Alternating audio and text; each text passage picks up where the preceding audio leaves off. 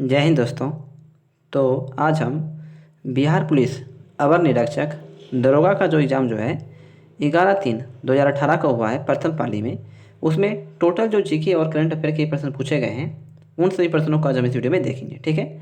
और साथ में इससे पहले जो हमने ज्ञान बिंदु पब्लिकेशन की जो दरोगा की क्वेश्चन बैंक है उसमें 2 वीडियो को और सॉल्व करवाया, ठीक है। तो उसका जो लिंक है वो आपको इस वीडियो के डिस्क्रिप्शन में मिल जाएगा। तो पहला सवाल है, सतरिया किस राज्य की शास्त्रीय नृत्य शैली है? सतरिया जो है ये किस राज्य की शास्त्रीय नृत्य शैली है? तो ऑप्शन सी असम राज्य की, ठीक है। अगला सवाल है कि भारत का प्रथम उर्वरक संयंत्र स्थापित किया गया था। भारत का प्रथम उर्वरक संयंत्र जो है ये स्थापित किया गया था ऑप्शन बी सिंदरी में, ठीक है। स्वतंत्र भारत का प्रथम उर्वरक संयंत्र सिंदरी में 1951 ईस्वी में स्थापित किया गया। भारत में प्रथम उर्वरक का कारखाना जो है ये 1906 में रानीपेट तमिलनाडु में खोला गया था, ठीक है। अगला सवाल है कि किसी तत्व के समस्थानिक से तात्पर्य क्या है? किसी तत्व के समस्थानिक से तात्पर्य क्या है? तो ऑप्शन ए उस तत्व के वे परमाणु जिनकी द्रव्यमान संख्या अलग अलग हो। उस तत्व के वे परमाणु जिनकी द्रव्यमान संख्या अलग अलग हो, ठीक है, लेकिन परमाणु संख्या जो है ये समान हो, उसे क्या कहते हैं? तो समस्थानिक कहते हैं। अगला सवाल है, निम्नलिखित में से किस सिख गुरु ने गुरुमुखी लिपि लिखी थी? निम्नलिखित में से किस सिख गुरु ने जो है गुरुमुखी लिपि लिखी थी? तो ऑप्शन ए गुरु अंगद देव ने, ठीक है, गुरु अंगद देव ने। इन्होंने ही गुरु नानक द्वारा आरंभ की गई लंगर व्यवस्था को जो है स्थायी बना दिया था, ठीक है। सिखों के प्रथम गुरु गुरु नानक सिख धर्म के प्रणेता थे। इनका जन्म जो है 15 अप्रैल 1469 ईस्वी में हुआ था, ठीक है। सिख धर्म के 5वें गुरु अर्जुन देव थे। सच्चा बादशाह इनकी उपाधि थी। ये अकबर के जो है समकालीन थे, ठीक है। और 1589 में इन्होंने अमृतसर सरोवर के मध्य हरमिंदर साहिब का निर्माण किया था। गुरु गोविंद सिंह सिखों के 10वें एवं अंतिम गुरु थे। इनका जन्म जो है बिहार के पटना में हुआ था। 1699 ईस्वी में इन्होंने खालसा पंथ की स्थापना की थी, ठीक है। और गुरु नानक सिख धर्म के संस्थापक थे। गुरु अर्जुन देव आदि ग्रंथ की रचना की थी इन्होंने। अगला सवाल है, निम्नलिखित व्यक्तियों पर विचार करें, सही उत्तर का चयन कीजिए, ठीक है। इनमें से सही कौन सा है? तो ऑप्शन नंबर ए और आर दोनों सही है और आर ए की पुष्टि करता है। हिमालय से निकलने वाली नदियाँ 12मासी नदियाँ हैं, ये कथन बिल्कुल सही है। और हिमालय नदियों का उद्गम स्रोत हिमालयों में स्थित है, ये भी कथन सही है, ठीक है। अगला सवाल है, किसी राजनीतिक दल को राष्ट्रीय दल बनने के लिए कितने राज्यों में मान्यता जरूरी है? किसी भी राजनीतिक दल को जो है राष्ट्रीय दल बनने के लिए कितने राज्यों में मान्यता जरूरी है? तो ऑप्शन ए 4 राज्यों में, ठीक है, 4 राज्यों में। अगला सवाल है, निम्नलिखित में से किस क्षेत्र में भारत में प्रथम सहकारी आंदोलन का आरंभ हुआ था? निम्नलिखित में से किस क्षेत्र में भारत में प्रथम सहकारी आंदोलन का आरंभ हुआ था? तो ऑप्शन ए कृषि ऋण में, ठीक है, कृषि ऋण में। नीमू बाजको नामक बांध निम्नलिखित में से कौन सी नदी पर स्थित है? नीमू बाजको नामक बांध जो है निम्नलिखित में से कौन सी नदी पर स्थित है? ऑप्शन ए सिंधु नदी पर, ठीक है। कोयना परियोजना जो है ये कोयना नदी पर महाराष्ट्र में है, ठीक है। अगला सवाल है, निम्नलिखित में से कौन सी पार्टी या संगठन डॉक्टर अंबेडकर द्वारा स्थापित नहीं किया गया है? कौन सा जो पार्टी या संगठन है जो अंबेडकर द्वारा स्थापित नहीं किया गया है? तो ऑप्शन ए दलित समाज शोषण मुक्ति मोर्चा मंच, ये जो है डॉक्टर अंबेडकर द्वारा जो है ये स्थापित नहीं किया गया है। जबकि समता सैनिक दल स्थापित की गई है, स्वतंत्र मजदूर संघ स्थापित की गई है और the Republic party of India की भी स्थापना की गई है अम्बेडकर के द्वारा। अगला सवाल है, संस्थाएं और संघ बनाने का अधिकार किस प्रकार का अधिकार है? संस्थाएं और संघ बनाने का अधिकार किस प्रकार का अधिकार है? तो ऑप्शन बी केवल नागरिकों के लिए सुनिश्चित स्वतंत्रता का अधिकार, केवल नागरिकों के लिए सुनिश्चित स्वतंत्रता का अधिकार। अगला सवाल है, ओजोन क्षेत्र से क्या तात्पर्य है? ओजोन क्षेत्र से क्या तात्पर्य है? तो ऑप्शन सी समताप मंडल में ओजोन परत की मोटाई कम होना। समताप मंडल में जो है ओजोन परत की मोटाई कम होना। अगला सवाल है, संयुक्त राष्ट्र संघ कब मनाया जाता है?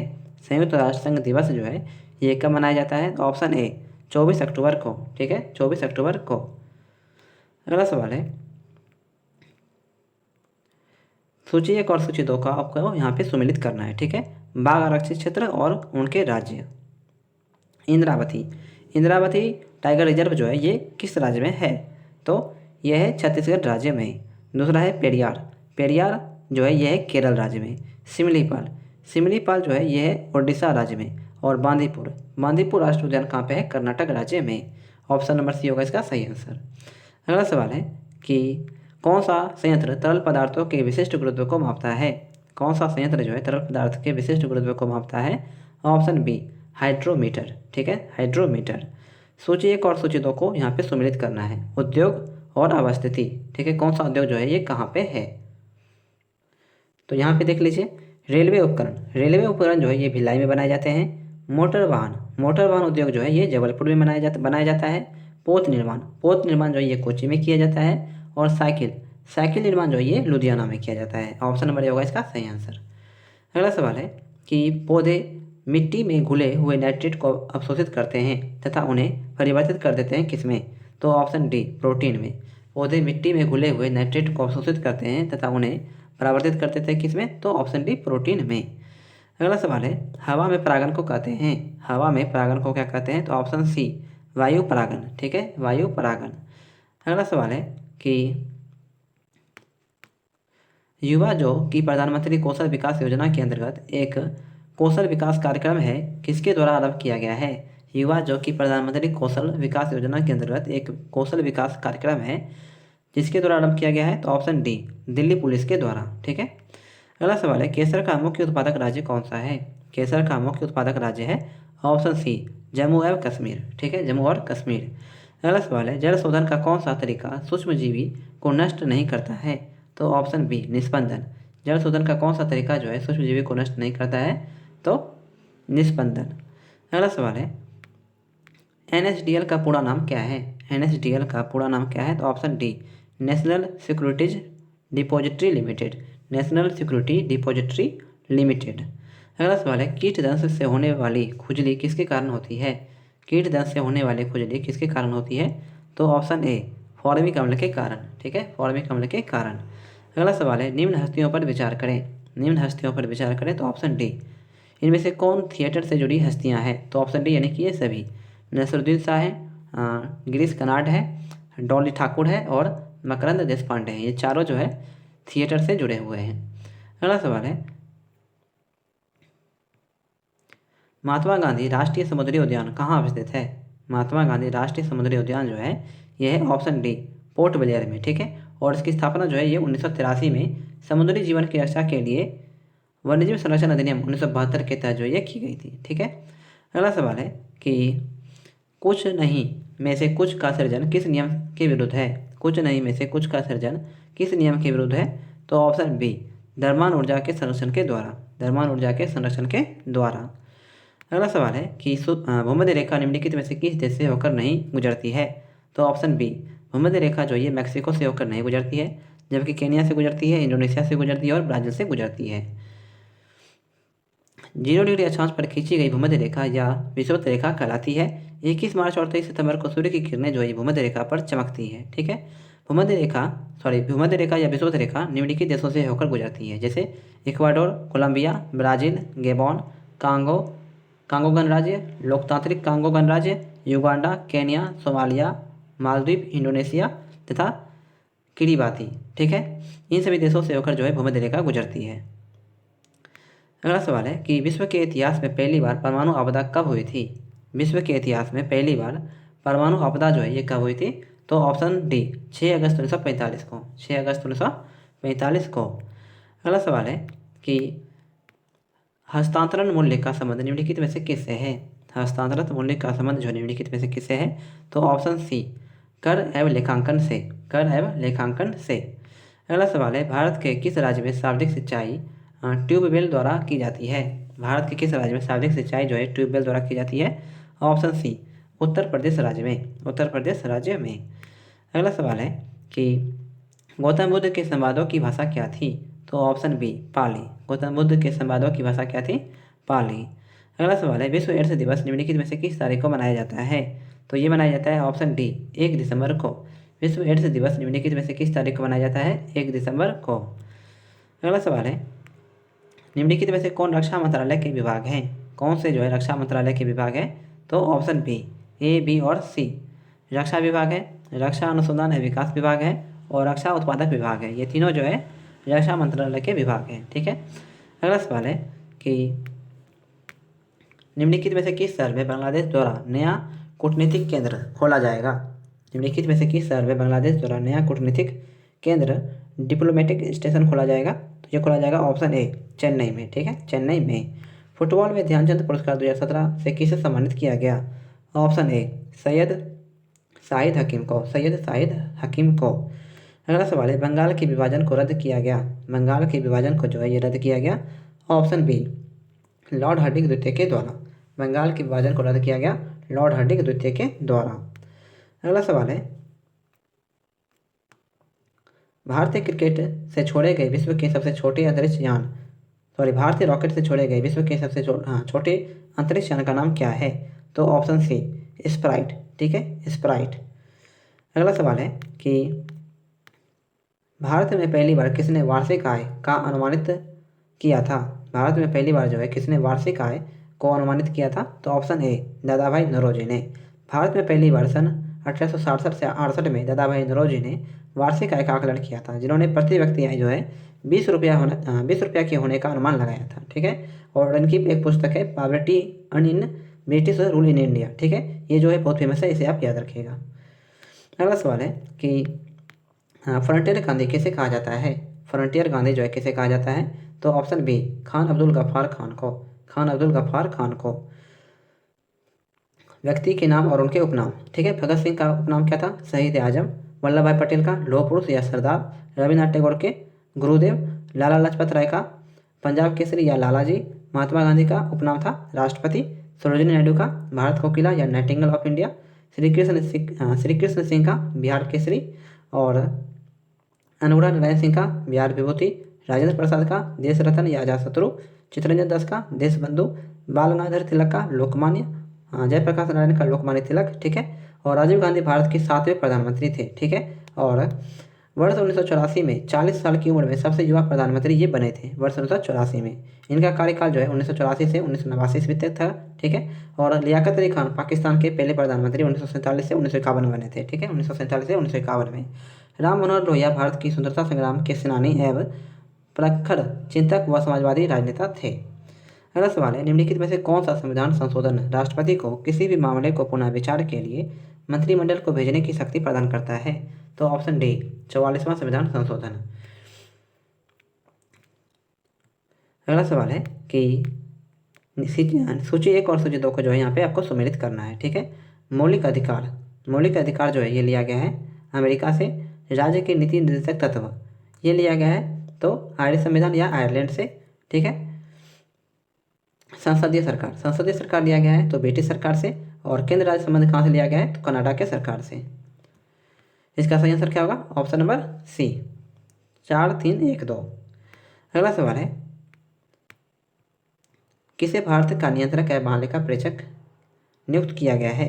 तो ऑप्शन ए राजीव महर्षि को। ये जो है इसे आप अपडेट कर लीजिएगा। ठीक है, अगला सवाल है, सरक्रिक विवाद किन दो देशों के मध्य है?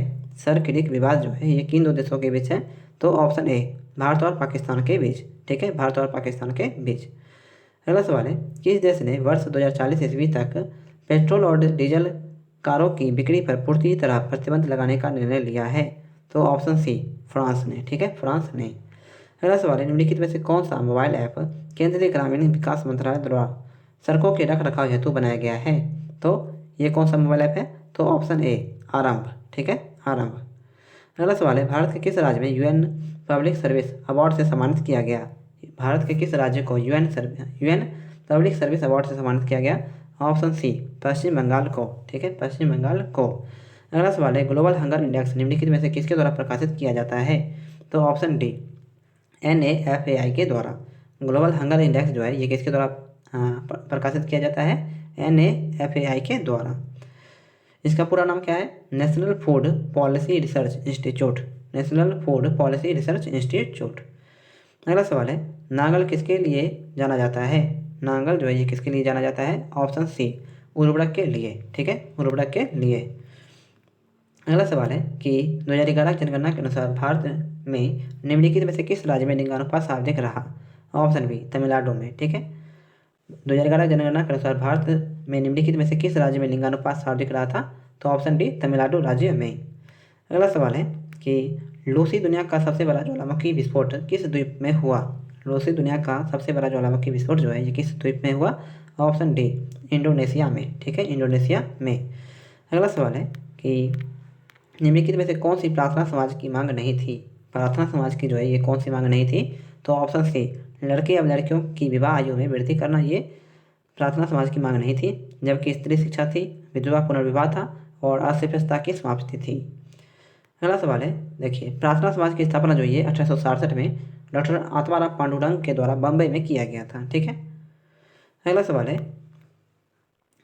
रामनाथ कोविंद भारत के डैश राष्ट्रपति बने थे? रामनाथ कोविंद जो है भारत के डैश राष्ट्रपति बने थे? ऑप्शन बी, 14वें राष्ट्रपति। ठीक है। भारत के लिए अमेरिका के कच्चे तेल का पहला नौवरन शिपमेंट किस बंदरगाह पर पहुंचा है? तो ऑप्शन डी, पारदीप बंदरगाह पर। ठीक है, पारदीप बंदरगाह पर। अगला सवाल है कि सूची 1 और सूची 2 को यहाँ पे आपको सम्मिलित करना है। ठीक है, सिंधु स्थल और स्थान। लोथल, लोथल जो है ये कहाँ पे है? तो गुजरात में। रोपड़, रोपड़ है पंजाब में। राखी गढ़ी, राखी गढ़ी कहाँ पे है? हरियाणा में।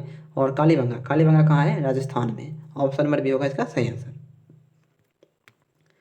अगला सवाल है कि भारत के संविधान की उद्देशिका के बारे में निम्नलिखित में से कौन से कथन सही है? प्रस्तावना के बारे में जो है निम्नलिखित में से कौन से कथन सही है? तो ऑप्शन ए, बी और सी तीनों जो कथन जो है यहाँ पे सही है। उद्देशिका स्वयं न्यायालय में परिवर्तन नहीं है, ये कथन बिल्कुल सही है। उद्देशिका उन उद्देश्यों को बताती है जिन्हें संविधान स्थापित करना और आगे बढ़ाना चाहता है, यह भी कथन सही है। और उद्देशिका जल स्रोत, उद्देशिका उस स्रोत को इंगित करती है जहाँ से संविधान अपना प्राधिकार प्राप्त करता है, यह भी कथन सही है। ऑप्शन नंबर ए होगा इसका सही आंसर। अगला सवाल है, निम्नलिखित में से कौन सा कथन पेंटेन के संदर्भ में सही नहीं है? पेंटेन के संदर्भ में जो है कौन सा कथन यहाँ पे सही नहीं है? तो पेंटेन एक विशिष्ट प्रकार का अधिकार है जो किसी आविष्कार, कोई उत्पादन या प्रक्रिया जो किसी कार्य को नए तरीके से करना है के लिए प्रदान किया जाता है, यह कथन बिल्कुल सही है। ठीक है, पेटेंट नाम है। ठीक है, पेटेंट, पेटेंट अपने मालिक को उसके आविष्कार की सुरक्षा प्रदान करता है, यह भी कथन बिल्कुल सही है। और वह अनंत समय के लिए किया जाता है, ये कथन जो यहाँ पे गलत है, वह अनंत समय के लिए जो है नहीं किया जाता है। पेटेंट मालिक के पास यह अधिकार है कि वह यह निर्धारित कर सके कि उसके आविष्कार को कौन इस्तेमाल कर सकता है, ये भी कथन सही है। ठीक है, ऑप्शन नंबर सी जो है सिर्फ यहाँ पे गलत है।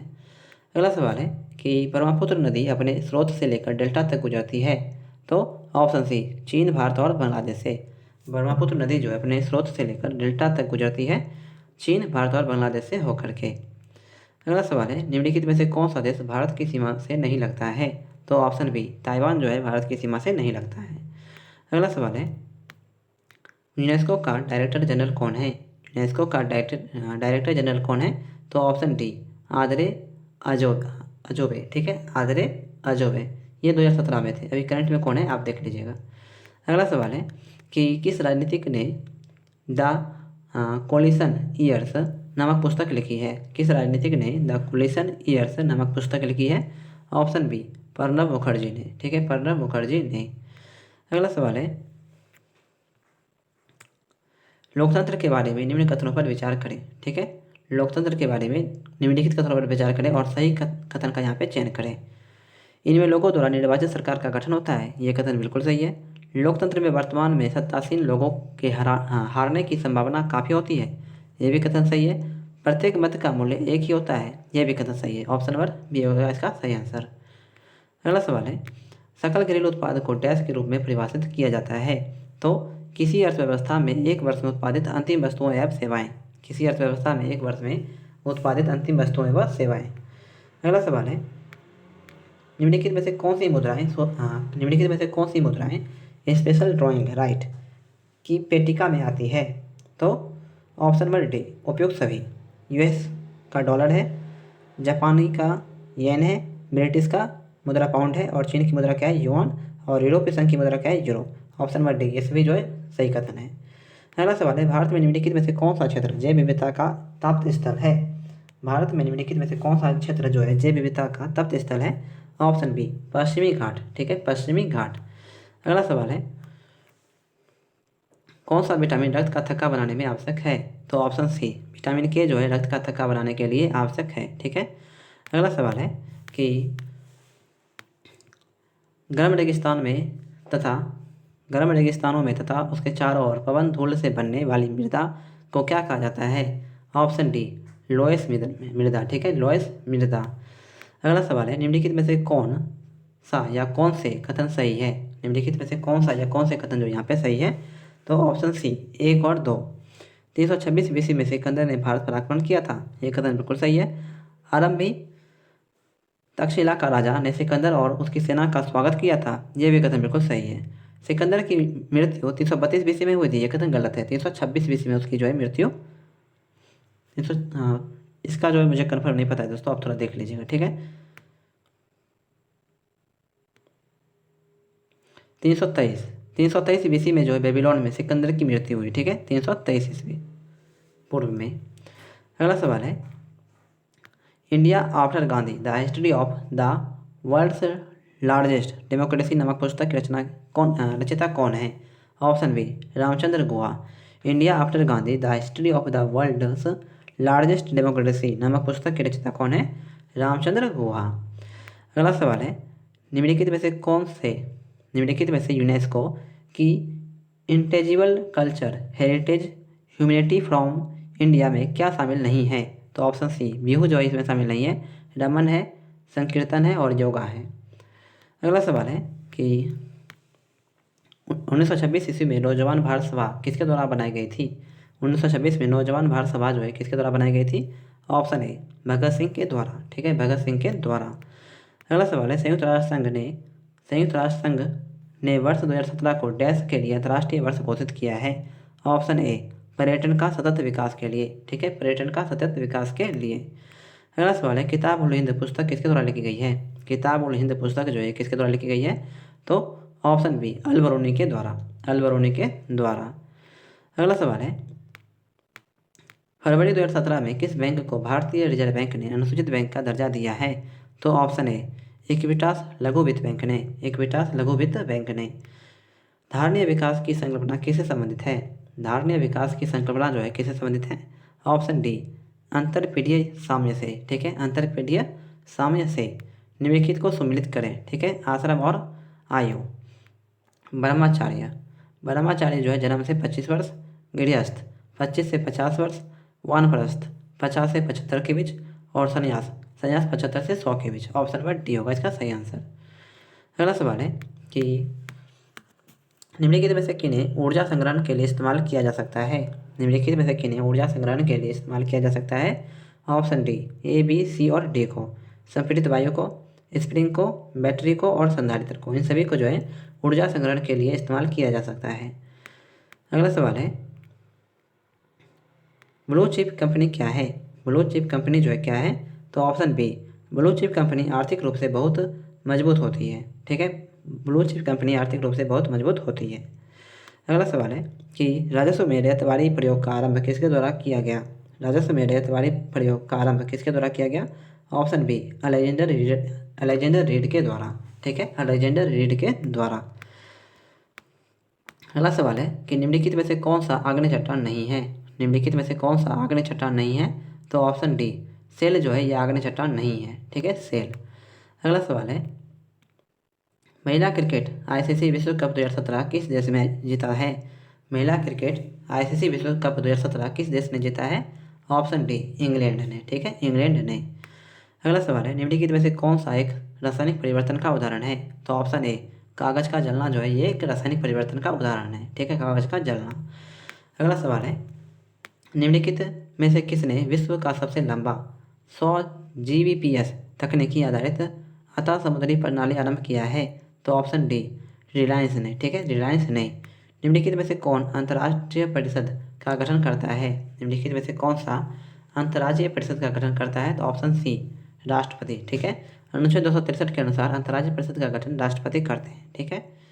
अगला सवाल है, कौन से आईआईटी संस्थान ने एमबीबीएस पाठ्यक्रम में शामिल करने की योजना है?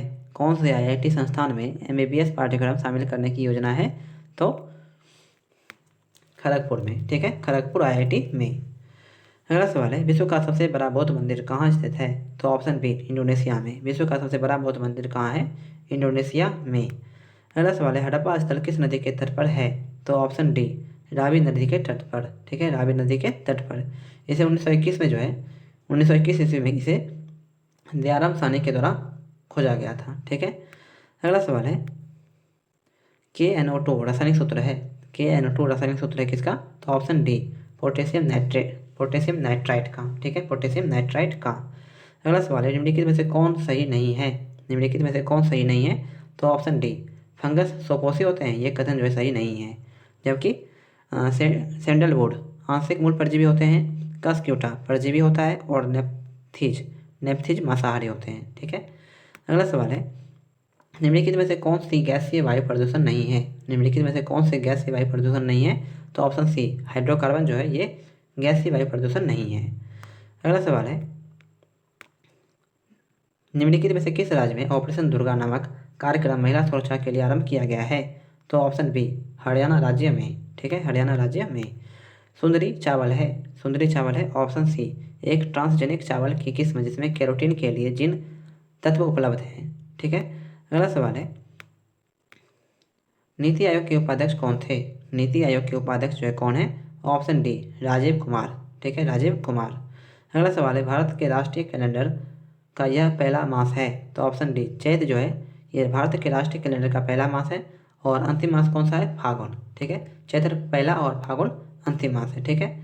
और 29 मार्च 1957 से सरकारी प्रयोजनार्थ एकीकृत भारतीय राष्ट्रीय पंचांग के रूप में जो ये अपनाया गया। ठीक है। और 78 ईस्वी में आरंभ हुए शक संवत का पहला महीना चैत्र का है, व अंतिम महीना जो है ये फागुन का है। अगला सवाल है, मानव रक्त का पीएच साधारणतः कितना होता है? तो ऑप्शन सी, 7.5 से 8.0 के बीच। अगला सवाल है कि पुस्तक I Do on deform rhetoric and resolve की रचयिता कौन है? तो ऑप्शन डी, रघुराम राजन। पुस्तक I Do on reform rhetoric and resolve की रचयिता कौन है? रघुराम राजन। अगला सवाल है, जब एक अर्थव्यवस्था स्फीति दबावों से गुजर रही हो तो क्या उपाय अपनाने चाहिए? तो ऑप्शन ए, प्रत्यक्ष करों को बढ़ा देना चाहिए। प्रत्यक्ष करों को जो है ये बढ़ा देना चाहिए। अगला सवाल है, तेज क्या है? तेज जो है ये क्या है? तो option B, digital payment app. निम्नलिखित में से कौन चंगेज खान का समकालीन था? निम्नलिखित में से कौन चंगेज खान का समकालीन था? ऑप्शन ए, सुल्तान शमसुद्दीन इल्तुतमिश। अगला सवाल है, NAFTA के सदस्य हैं। NAFTA के सदस्य हैं, ऑप्शन है USA, कनाडा और Mexico. North America free trade agreement इसका फुल फॉर्म है, north America free trade agreement. अगला सवाल है, सर्वोच्च न्यायालय ने निजता के अधिकार को संविधान के किस मूलभूत अधिकार के अधीन रखा है? ऑप्शन डी, अनुच्छेद 21 के अधीन। ठीक है, अनुच्छेद 21 के अधीन। अनुच्छेद 21 प्राण एवं दैहिक स्वतंत्रता के संरक्षण का अधिकार है। ठीक है। तो आज की वीडियो जो है दोस्तों यहीं पे समाप्त करते हैं, और ये वीडियो अगर आपको हेल्पफुल लगी हो तो ऐसे और वीडियोस के लिए जो है आप हमारे यूट्यूब चैनल को सब्सक्राइब जरूर करें, और इस वीडियो को जो है अपने सभी दोस्तों में शेयर करना ना भूलें। ठीक है। इसकी PDF फाइल जो है आपको हमारे टेलीग्राम चैनल पर दे दी जाएगी। ठीक है, तो उसके लिए आप हमारा टेलीग्राम चैनल ज्वाइन कर लें, उसका लिंक इस वीडियो के डिस्क्रिप्शन में है। तो मिलते हैं अगले दिन ठीक 6 बजे एक नई वीडियो के साथ। तब तक के लिए जय हिंद, जय भारत।